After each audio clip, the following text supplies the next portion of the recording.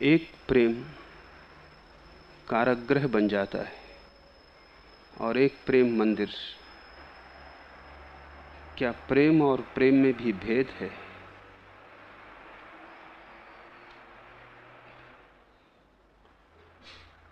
प्रेम और प्रेम में बहुत भेद है।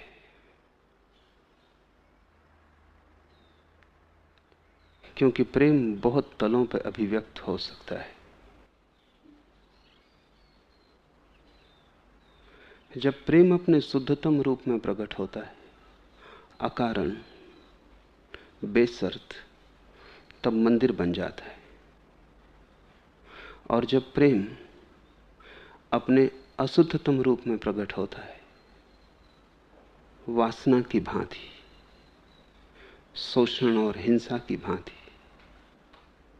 ईर्षा द्वेष की भांति, आधिपत्य पोजीशन की भांति, तब कारागृह बन जाता है। कारागृह का अर्थ है जिससे तुम बाहर होना चाहो और हो ना सको। कारागृह का अर्थ है जो तुम्हारे व्यक्तित्व पर सब तरफ से बंधन की भांति बोझिल हो जाए, जो तुम्हें विकास न दे, छाती पर पत्थर की तरह लटक जाए और तुम्हें डुबाए। कारागृह का अर्थ है जिसके भीतर तुम तड़फड़ाओ मुक्त होने के लिए और मुक्त न हो सको। द्वार बंद हो, हाथ पैरों पर जंजीरें पड़ी हों, पंख काट दिए गए हों। कारागृह का अर्थ है जिसके ऊपर और जिससे पार जाने का उपाय न सूझे। मंदिर का अर्थ है जिसका द्वार खुला हो। जैसे तुम भीतर आए हो वैसे ही बाहर जाना चाहो तो कोई प्रतिबंध ना हो, कोई पैरों को पकड़े ना। भीतर आने के लिए जितनी आजादी थी उतनी ही बाहर जाने की आजादी हो। मंदिर से तुम बाहर ना जाना चाहोगे, लेकिन बाहर जाने की आजादी सदा मौजूद है। कारागृह से तुम हर क्षण बाहर जाना चाहोगे और द्वार बंद हो गया और निकलने का मार्ग ना रहा। मंदिर का अर्थ है जो तुम्हें अपने से पार ले जाए, जहां से अतिक्रमण हो सके, जो सदा और ऊपर ले जाने की सुविधा दे। चाहे तुम प्रेम में किसी के पड़े हो और प्रारंभ अशुद्ध रहा हो, लेकिन जैसे जैसे प्रेम गहरा होने लगे वैसे वैसे शुद्धि बढ़ने लगे। चाहे प्रेम शरीर का आकर्षण रहा हो, लेकिन जैसे ही प्रेम की यात्रा शुरू हो, प्रेम शरीर का आकर्षण न रह के दो मनों के बीच का खिंचाव हो जाए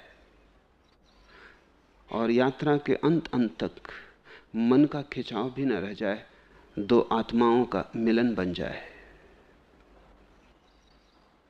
जिस प्रेम में अंततः तुम्हें परमात्मा का दर्शन हो सके वो तो मंदिर है, और जिस प्रेम में तुम्हें तुम्हारे पशु के अतिरिक्त किसी की प्रतीति ना हो सके वो कारागृह। और प्रेम दोनों हो सकता है क्योंकि तुम दोनों हो, तुम पशु भी हो और परमात्मा भी। तुम एक सीढ़ी हो जिसका एक छोर पशु के पास टिका है और जिसका दूसरा छोर परमात्मा के पास है, और ये तुम्हारे ऊपर निर्भर है कि तुम सीढ़ी से ऊपर जाते हो या नीचे उतरते हो। सीढ़ी एक ही है, उसी सीढ़ी का नाम प्रेम है, सिर्फ दिशा बदल जाएगी। जिन सीढ़ियों से चढ़ के तुम मेरे पास आए हो, उन्हीं सीढ़ियों से उतर के तुम मुझसे दूर भी जाओगे। सीढ़ियां वही होंगी, तुम भी वही होगे, पैर भी वही होंगे। पैरों की शक्ति जैसा आने में उपयोग आई है वैसे ही जाने में भी उपयोग होगी। सब कुछ वही होगा, सिर्फ तुम्हारी दिशा बदल जाएगी। एक दिशा थी जब तुम्हारी आंखें ऊपर लगी थी आकाश की तरफ, और पैर तुम्हारी आंखों का अनुसरण कर रहे थे। दूसरी दिशा होगी, तुम्हारी आंखें जमीन पे लगी होंगी नीचाइयों की तरफ, और तुम्हारे पैर उसका अनुसरण कर रहे होंगे। साधारणतः प्रेम तुम्हें पशु में उतार देता है। इसलिए तो प्रेम से लोग इतने भयभीत हो गए। घृणा से भी इतने नहीं डरते जितने प्रेम से डरते। शत्रु से भी इतना भय नहीं लगता जितना मित्र से भय लगता है, क्योंकि शत्रु क्या बिगाड़ लेगा।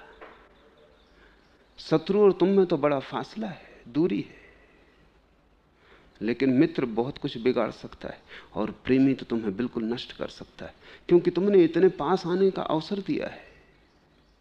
प्रेमी तो तुम्हें बिल्कुल नीचे उतार सकता है, नरकों में।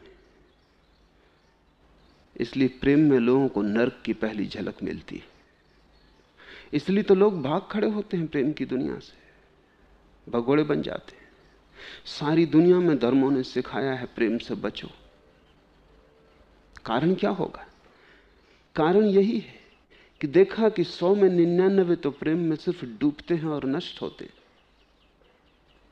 प्रेम की कुछ भूल नहीं है, डूबने वालों की भूल है।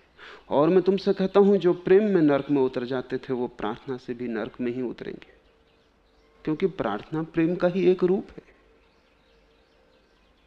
और जो घर में प्रेम की सीढ़ी से नीचे उतरते थे वो आश्रम में भी प्रार्थना की सीढ़ी से नीचे ही उतरेंगे। असली सवाल सीढ़ी को बदलने का नहीं है, न सीढ़ी से भाग जाने का है। असली सवाल तो खुद की दिशा को बदलने का है। तो मैं तुमसे नहीं कहता कि तुम संसार को छोड़कर भाग जाना, क्योंकि भागने वाले कुछ नहीं पाते। सीढ़ी को छोड़ के जो भाग गया, एक बात पक्की है कि वो नरक में नहीं उतर सकेगा, लेकिन दूसरी बात भी पक्की है कि स्वर्ग में कैसे उठेगा। तुम खतरे में जीते हो, सन्यासी सुरक्षा में।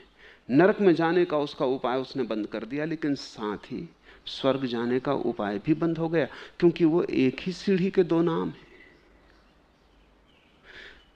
सन्यासी जो भाग गया है संसार से, वो तुम्हारे जैसे दुख में नहीं रहेगा, ये बात तय है। लेकिन तुम जिस सुख को पा सकते थे उसकी संभावना भी उसकी खो गई। माना कि तुम नरक में हो, लेकिन तुम स्वर्ग में हो सकते हो, और उसी सीढ़ी से जिससे तुम नरक में उतरे हो।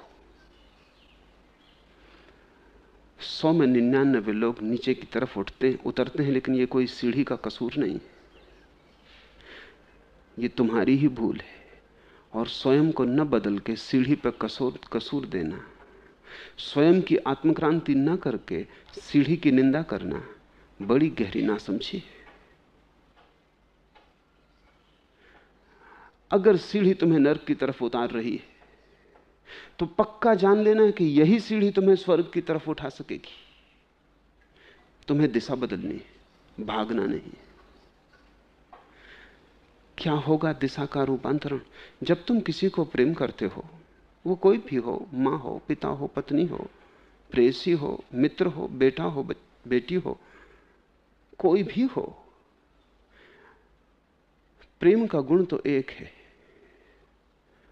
किससे प्रेम करते हो ये बड़ा सवाल नहीं है। जब भी तुम प्रेम करते हो तो दो संभावनाएं। एक तो ये कि जिसे तुम प्रेम करना चाहते हो या जिसे तुम प्रेम करते हो उस पर तुम प्रेम के माध्यम से आधिपत्य करना चाहो, मालकियत करना चाहो, तुम नर्क की तरफ उतरने शुरू हो गए। प्रेम जहां पोजीशन बनता है, प्रेम जहां परिग्रह बनता है, प्रेम जहां आधिपत्य लाता है, प्रेम ना रहा, यात्रा गलत हो गई। जिसे तुमने प्रेम किया है उसके तुम मालिक बनना चाहो, बस भूल हो गई। क्योंकि मालिक तुम जिसके भी बन जाते हो, तुमने उसे गुलाम बना दिया। और जब तुम किसी को गुलाम बनाते हो तो याद रखना उसने भी तुम्हें गुलाम बना दिया, क्योंकि गुलामी एक तरफा नहीं हो सकती, वो दुधारी धार है। जब भी तुम किसी को गुलाम बनाओगे तुम भी उसके गुलाम बन जाओगे। यह हो सकता है कि तुम छाती पर ऊपर बैठे हो और वो नीचे पड़ा है, लेकिन ना तो वो तुम्हें छोड़ के भाग सकता है, ना तुम उसे छोड़ के भाग सकते हो। गुलामी पारस्परिक है। तुम भी उससे बंध गए हो जिसे तुमने बांध लिया। बंधन कभी एक तरफा नहीं होता। अगर तुमने आधिपत्य करना चाहा तो दिशा नीचे की तरफ शुरू हो गई। जिससे तुम प्रेम करो उसे मुक्त करना, तुम्हारा प्रेम उसके लिए मुक्ति बने। जितना ही तुम उसे मुक्त करोगे तुम पाओगे कि तुम मुक्त होते चले जा रहे हो, क्योंकि मुक्ति भी दुधारी तलवार है। तुम जब अपने निकट के लोगों को मुक्त करते हो तब तुम अपने को भी मुक्त कर रहे हो, क्योंकि जिससे तुमने मुक्त किया उसके द्वारा तुम्हें गुलाम बनाए जाने का उपाय नष्ट कर दिया तुमने। जो तुम देते हो वही तुम्हें उत्तर में मिलता है। जब तुम गाली देते हो तब गालियों की वर्षा हो जाती, जब तुम फूल देते हो तब फूल लौट आते। संसार तो प्रतिध्वनि करता है, संसार तो एक दर्पण जिसमें तुम्हें अपना ही चेहरा हजार हजार रूपों में दिखाई पड़ता है। जब तुम किसी को गुलाम बनाते हो तब तुम भी गुलाम बन रहे हो। प्रेम कारागृह बनने लगा। यह मत सोचना कि दूसरा तुम्हें कारागृह में डालता है। दूसरा तुम्हें कैसे डाल सकता है? दूसरे की सामर्थ्य क्या? तुम ही दूसरे को कारागृह में डालते हो तब तुम कारागृह में पड़ते हो। यह साझेदारी है। तुम उसे गुलाम बनाते हो, वो तुम्हें गुलाम बनाता है। पति पत्नियों को देखो, वो एक दूसरे के गुलाम हो गए। और स्वभाव था, जो तुम्हें गुलाम बनाता है उसे तुम प्रेम कैसे कर पाओगे? भीतर गहरे में रोष होगा, क्रोध होगा, गहरे में प्रतिशोध का भाव होगा, और वो हजार हजार ढंग से प्रकट होगा। छोटी छोटी बात में प्रकट होगा। क्षुद्र क्षुद्र बातों में पति पत्नियों को तुम लड़ते पाओगे। प्रेमियों को तुम ऐसी क्षुद्र बातों पर लड़ते पाओगे कि ये तुम मान ही नहीं सकते कि इनके जीवन में प्रेम उतरा होगा। प्रेम जैसी महाघटना जहां घटी हो वहां ऐसी क्षुद्र बातों की कलह उठ सकती। ये क्षुद्र बातों की कलह बता रही है कि सीढ़ी नीचे की तरफ लग गई है। जब भी तुम किसी पर आधिपत्य करना चाहोगे तुमने प्रेम की हत्या कर दी। प्रेम का शिशु पैदा भी ना हो पाया, गर्भपात हो गया। अभी जन्मा भी ना था कि तुमने गर्दन दबा दी। प्रेम खिलता है मुक्ति के आकाश में। प्रेम का जन्म होता है स्वतंत्रता के परिवेश में।